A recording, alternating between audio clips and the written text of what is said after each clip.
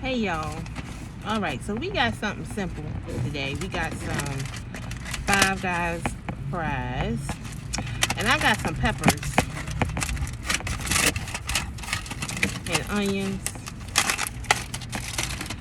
They just gave us a little bit, babe. Okay. I thought we were going to fill the whole thing up. I know, right? They just gave us enough just to say, hey, we got something for you.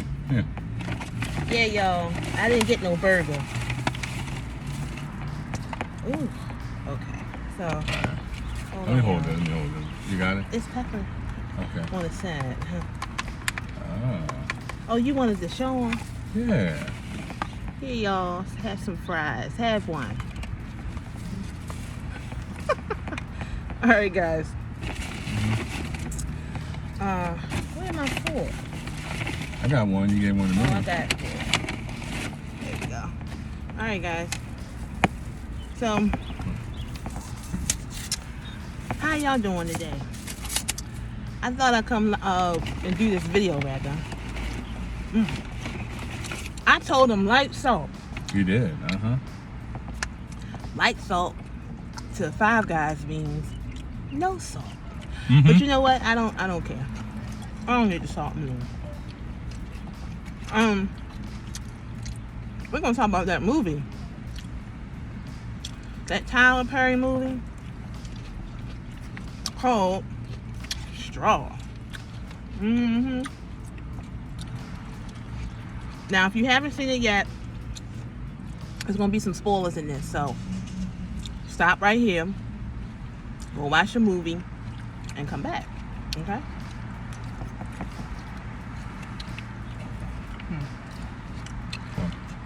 Need some peppers? Oh, thank you.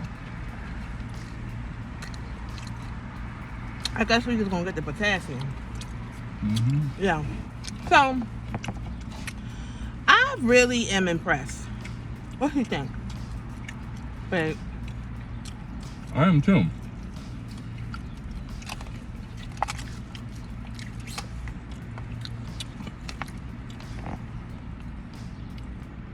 These fries are really, really good.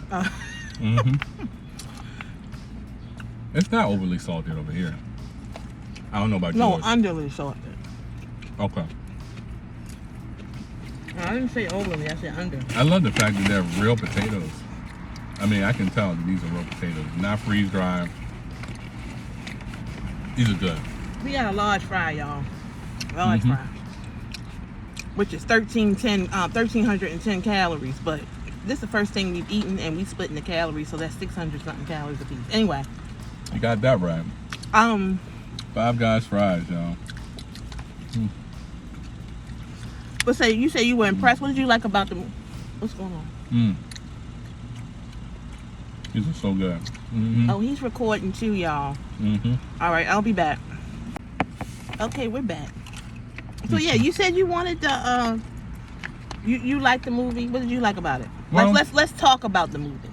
Okay. Well, okay. he didn't see it from the beginning. I didn't see it from the beginning, so I saw it from the beginning, y'all. I saw them. I think the emotional part, right? The emotional scene. I saw the point where she was in the bank. Okay, so let's talk about the beginning. So in the beginning of it, you see she is just getting up. Her daughter is in bed too. She gets her up and drops her off at the school.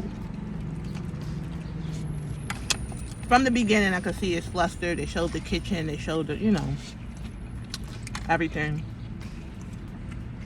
Tyler Perry did his thing, but I did get a sense of Set It Off and John Q. I got a sense of that. I saw that too. Yeah. John Q was similar too. Yeah. His son had problems. But this one has a twist, y'all. Did you say we want to do a spoiler? Yeah, it's a spoiler. Okay. So, am I free to talk about everything? Well, I'm gonna go in order so she can do the beginning. Okay. Okay, so she takes her daughter to school. Then she goes to work. Well, no, I think her landlord was like, "Where's my rent?" She was, behind and everything, bills and everything. You know how it goes. Everything, y'all. You can see the notices on the table, right? Yeah. And she goes to work. I'm skipping a little bit. And the character, well, we call him Colonel Taylor. I don't know his name. But Colonel Taylor from a different world is like her manager. So she gets there already. I think she already gets there late.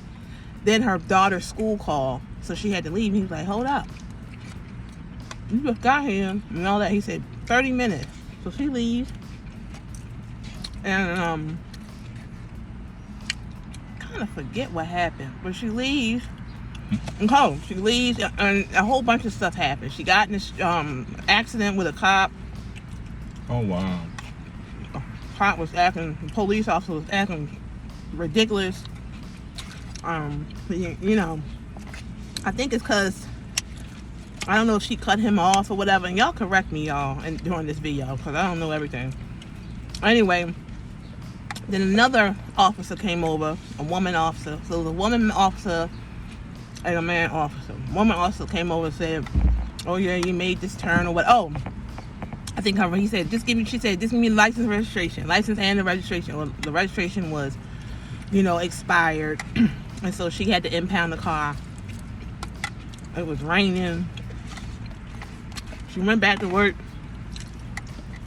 I felt so bad for her. She went back to work. And she just was, basically drenched. And she went to the cash register to work because I think she worked at a market. You said she was drenched? It was hot out there? It was raining. Oh. And she went to work and she just went right in the line and said, I can help you. He was like, hold up, you fired. He said, come back here. What? And whatever. He said, you fired? You an hour and a half late. And she was like, can I get my paycheck? He was like, I'll mail it to you. She gets home. I don't know if they impound her car or whatever. Y'all let me know.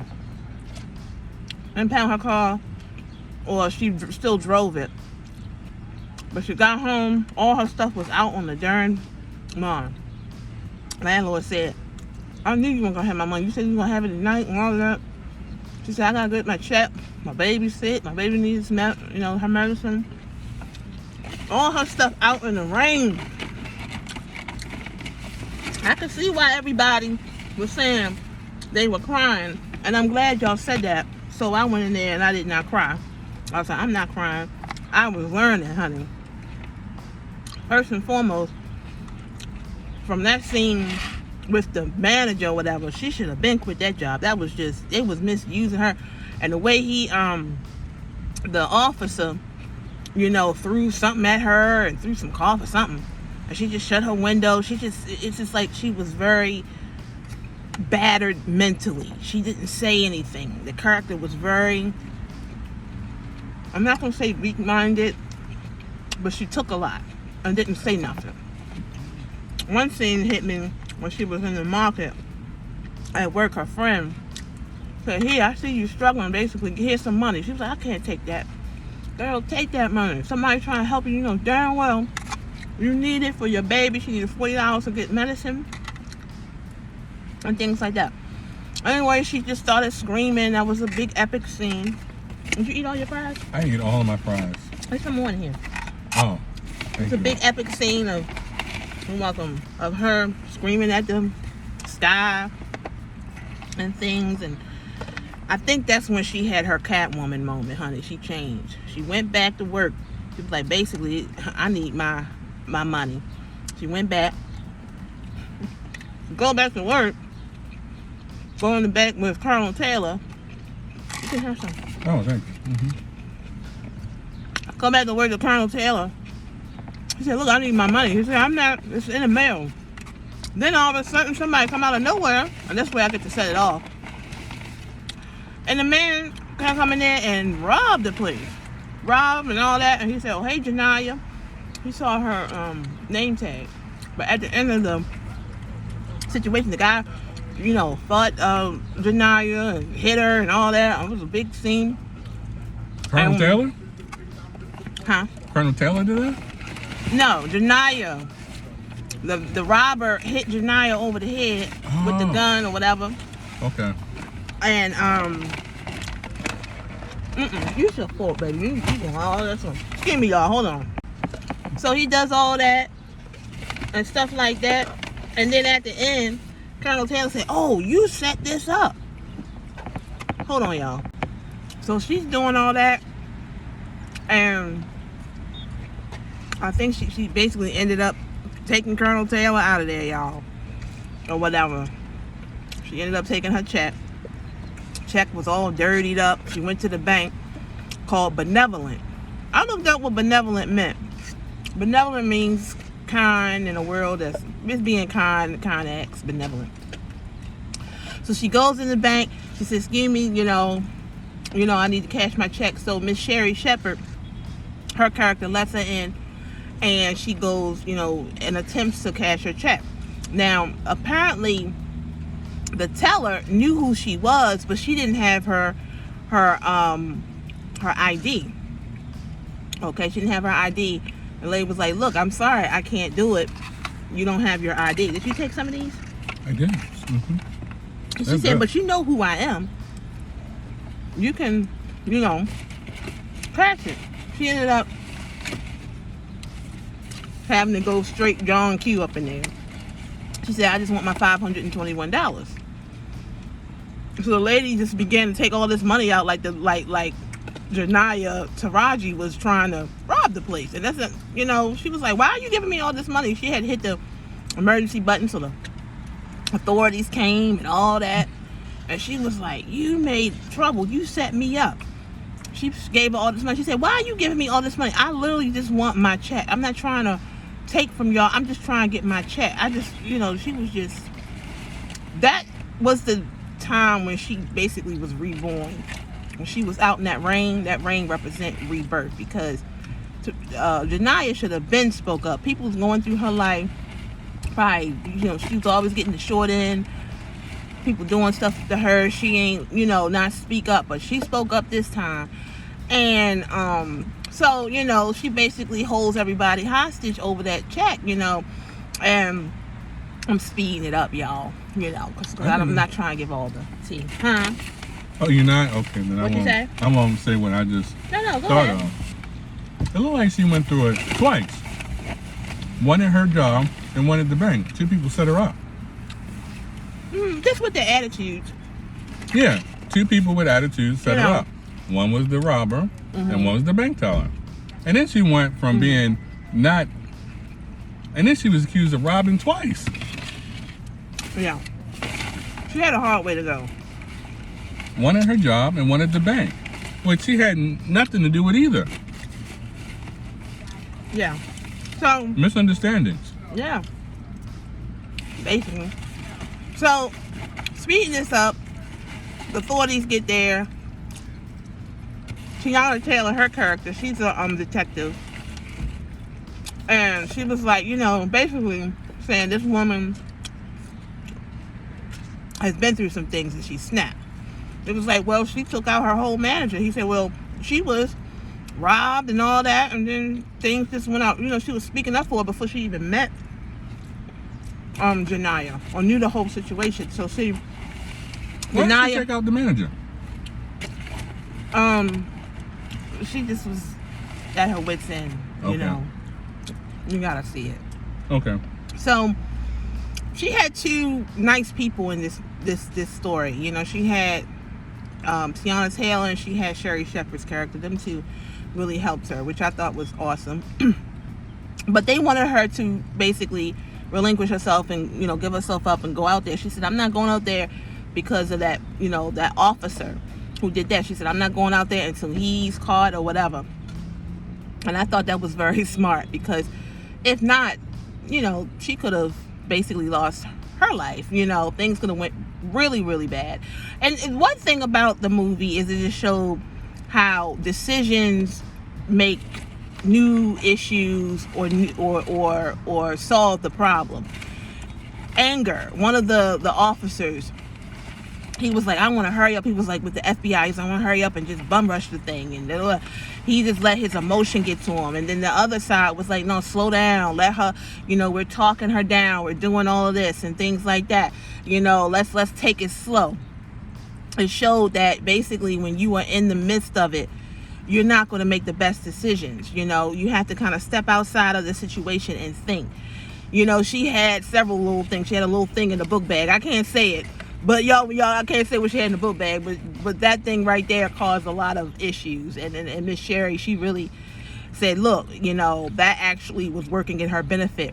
The book bag. I can't say what's in it. Y'all got to watch the movie. But yeah, now let's explain the ending, okay? So, if a lot of people, I was reading comments. The ending is basically, I thought that was really, really cool how he did that. He kind of flashback. You know how you have flashbacks.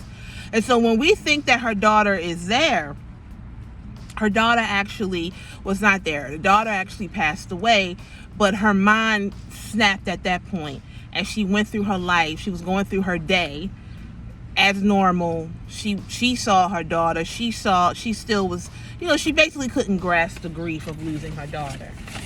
What you think? That's how I took it. Yeah. Also, Yeah. I was surprised because I thought, you know, that, you know, I followed along with it. I thought her daughter was still active, you know, and she was still on a mission to get medicine, you know, things for her child. Yeah. The moral of the story, y'all, that I got from that, and y'all let me know what y'all got from it. Deal with things as they come. I think if I'm not mistaken, the daughter passed away because she had an asthma attack or something, and she was like, the medicine is so expensive, and you know, it was an older woman that was in the bank and everything, and she was like, it's very poignant line was, it's very expensive being poor. And that is so true, because if she had the money, let's go back to like while she was carrying the little girl, if she had good care, I can assume that she probably didn't have good prenatal care. She's always struggling. The father wasn't there. Nobody was there. It caused her to have problems. She gives birth to a baby who has life-threatening problems, and then her having this hustle and work hard and all that. She had to deny herself to give to her child. Eventually it ran out. So it was just a struggle story. But, you know, it's a story that we all go through. I know a lot of people say, well, Tyler Perry, he makes a lot of, you know, woe is me movies and all that. But if you just go in there, and I'm telling you, don't go in there to cry. Go in there to learn, take notes, and see what maybe the underlining story is. How could she have prevented this? How could she have, you know, helped her daughter maybe live a little longer by not struggling herself? Because that struggle mentality is saying, well, I'm struggling, I'm going to give everything to my daughter, or, you know, I'm going to work hard for this, but then you're denying yourself, and then when you're tired and you're overwhelmed and you don't have help, you're not able to think straight and things like that. Was that the best job for her to get? No, it's probably the only job, right? The treatment was horrible. So her whole morale was down. How could she be a good mom? How could she think? Then she had a lot of, you know, probably pride about it. You know, she didn't want to ask for help. When the lady offered her help, she was like, no, I'm good, and she gave it back. I've seen that in real life. It's kind of sad, you know, when people can see that you need help. Accept help. It's nothing wrong. The Bible says, asking you shall receive. It's nothing wrong. You know, with getting help from good people who care about you. Not someone who's going to hold it in your face, and I'm not talking about that. But genuine people who know your situation and they want to help. Sinbad, his character, that was awesome to see. He said, you know, oh, she's a good person. She has problems herself, and she gives me money. So she's the person who she always trying to look out for somebody else, but not looking out for her. And if you're not looking out for you, you won't be around in good sound mind, spirit, and physically to help others. So, I mean, it's so many underlying messages in this story that I don't want y'all to just say, oh, I cried the whole time. Well, you probably didn't get not one lesson from the movie. All right, but that's what I got. It's all about, you know, what's the word? Perception of it. That's what I got. Y'all let me know what y'all think in the comments. All right. Yeah, so she should have spoke up for herself and stuff like that. Here's some pepper thing. Oh, thank you. And she didn't. So she had, I don't know if she took the guy's whatever. And honey, hold on.